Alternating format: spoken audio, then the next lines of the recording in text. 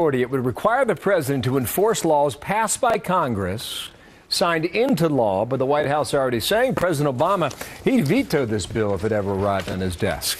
What does Republican Senator Rand Paul think about that? Fresh off a CPAC win, sir, good morning to you.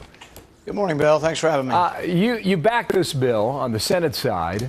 Congress has the legal authority to sue the president. Why is this even an issue? Well, you know, the number one question I get when I go home or when I'm out traveling around the country is, how can the president amend legislation? How can he do this without the permission of Congress? Because he seems to be writing his own laws whenever he feels like it. The problem is we can't sue him because we don't have standing in court.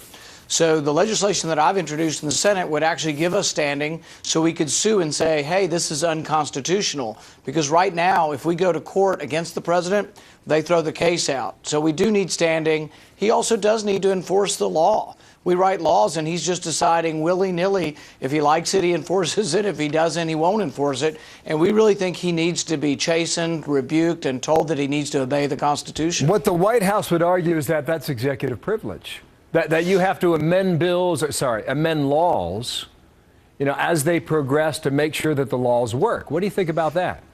I don't think that's a proper understanding of the Constitution. Really, Madison wrote that if we were to allow the president to write legislation or amend legislation, that would be a form of tyranny. So, no, that's not what our founding fathers intended by this. The executive is supposed to dutifully enforce the laws, and he's not supposed to cherry pick which laws he likes and which he doesn't. So I think if this can eventually make it into court, we'll win. But part of the question is, how do we get this into court? Wow, interesting. Okay, two other issues I want to get to quickly. This Republican victory in Florida. You worked on behalf of David Jolly. He beat his Democratic challenger in this win just the other night. Here's what he said right after that victory. Quickly, watch. So yes, Obamacare was an issue. The voters made it an issue. But at the end of the day, Obamacare just represents a view of government that is put forward by this president, and I think many people reject. He thinks it's a much bigger message than just Obamacare. What does his victory tell you? Well, I think he's right, because Obamacare is not just about health care. It's about freedom of choice. The president's telling you you're too stupid to decide which doctor you want or which insurance plan you want. Even though he dishonestly said you could keep the doctor you wanted, apparently that's not true. And so it's a matter of trust, which is bigger than Obamacare, and it's a matter of freedom of choice versus coercion. His conception of health care is that he tells you what kind of health care you can get because you're not smart enough to make your choices. So it is a big issue, but it goes beyond health care to freedom of choice. Well, what Jolly said was his message to the party was don't take a mandate out of this victory. And he also went on to say that substance matters. So the rest of the party and the rest of the candidates, even folks like yourself, you have to come up with solutions. What do you think of that message? No, I couldn't agree more, and I've been one of those as a physician who's been leading the charge to say, here's what we would do to replace Obamacare. Here's what we would institute. For me, it's competition, choice, lower premiums, and expanded health savings accounts to allow people to afford their health care. We got the opposite. They called it the Affordable Care Act, but Obamacare turned out to be anything but affordable. It turned out to be that it's much more expensive, particularly for young people. If Republicans were in charge, we'd do the opposite. Speaking of young people at CPAC over the weekend, your victory was overwhelming.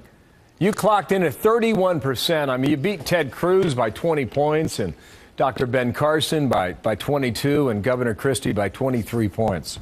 That's at 31%. I mean, what does that victory tell you? CPAC's an exciting conference. It probably has more young conservatives and libertarians than any other conference in the United States. And I think what it tells you is that young people live in a digital age. They don't want the government looking at what books they read or what magazines they read or at their phone records without a warrant, without suspicion. So young people believe in privacy, and the president's gone astray on this. I think the young people, instead of voting Democrat next time, may well come to the Republican side because we're going to be the party that defends privacy. Now that's interesting now. Okay, so how do young independents feel? How do young Democratic voters feel? Are they in line with people at CPAC that you came in contact with when it comes to privacy? When it comes to the topic of the NSA that you so love to speak about?